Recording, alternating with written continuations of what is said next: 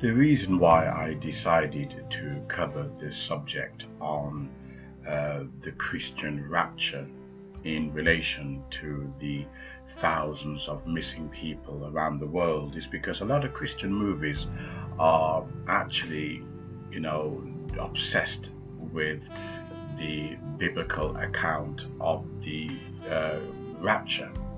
And also, I wanted to join a Christian group on Facebook titled something the Rapture, okay, or some kind of the Rapture Club.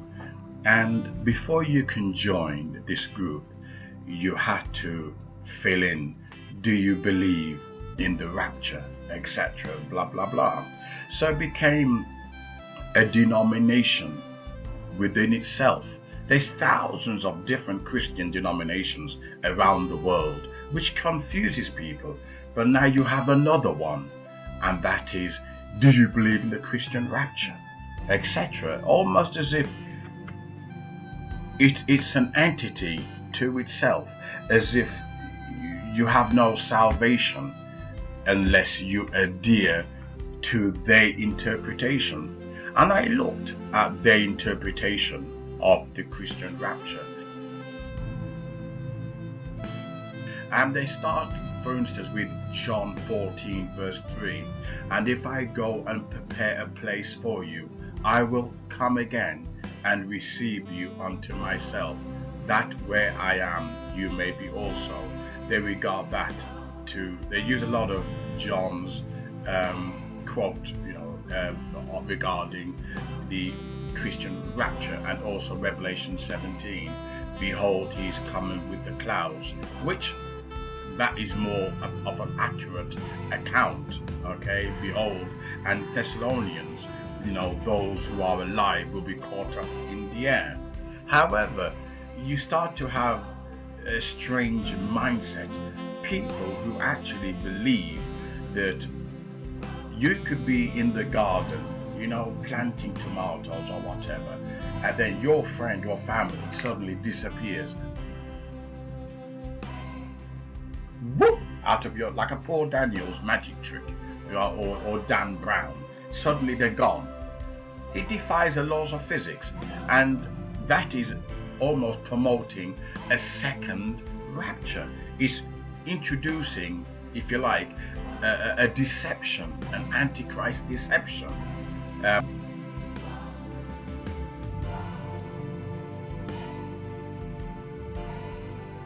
Because there's only one rapture, and that is it, and that is when the world finishes, right? Then Christ returns, and those who believe in him and those who are asleep shall awaken and be caught up in the air. There's one rapture. However, the way in which these individuals teaches it is, and that is, you could be having dinner with your friend, and your friend will vanish in front of you.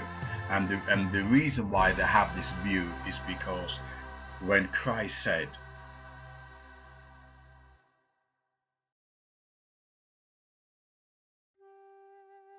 that one will be in the field and one will be taken away. And they take that literally, not realizing that it's dealing with faith. One person will be a believer and the other person isn't. And therefore the person who isn't a believer will be cast to judgment. The other person who's a believer will be taken. So, they took it literally. That, something, I could be planting seed with my friend and suddenly they disappeared, whoop, into the air. Well, if that account is true, then we could argue that the thousands of missing children all over the world has been raptured. But we know that's not true. But it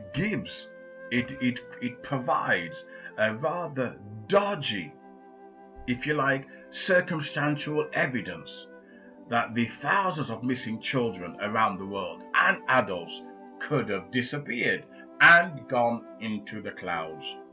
But we know that's not true at all. We know that they are elites, powerful elites, who are involved in these missing children. We know that there are government involved, maybe powerful government experiments. We do know that the government do experiment on people, and I will do lots of videos producing powerful evidence regarding this, which will shock you. So you want to subscribe if you haven't, right? But we know that the thousands of missing children and adults around the world, we know they haven't been raptured. However, the so-called Christians' point of view regarding the twisted version of the rapture seem to provide circumstantial evidence that these missing people have been raptured. But that's not true. When you look at the text properly, you begin to realize they're symbolic, they're metaphorical, they're not literal. One is faith and one isn't.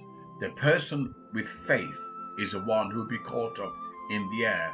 The other person who isn't in the faith will obviously go into judgment, and that's what he's dealing with. But what I find is that there's a lot of rapture cult, that's what I call them, rapture cult, where they're obsessed with it, that they take scriptures out of context, which cannot back it up. Silly text, and I will read one again, right? Where Christ said in John 14:13, and if I go and prepare a place for you, I will come again, comma, and receive you unto myself, right, comma, that where I am, you may be also.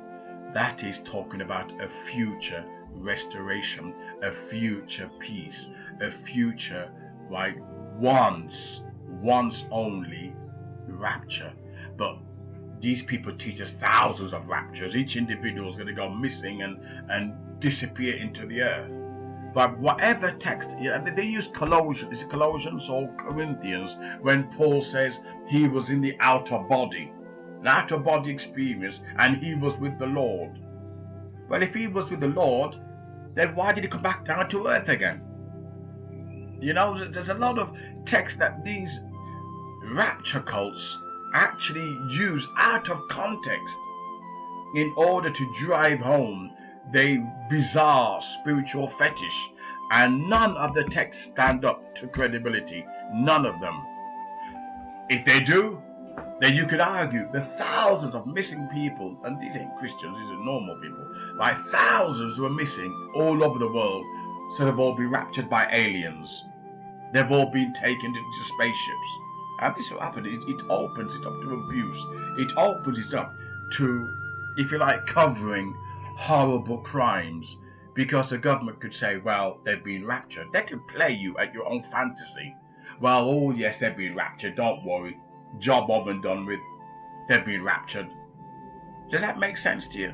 So they've opened up a can of worms that if they really believe there's 1,000 different raptures, millions of different ones, then all the people who have gone missing, the government could say, well, they've been raptured. Simple as that. No investigation, no police research, nothing. They've just been raptured.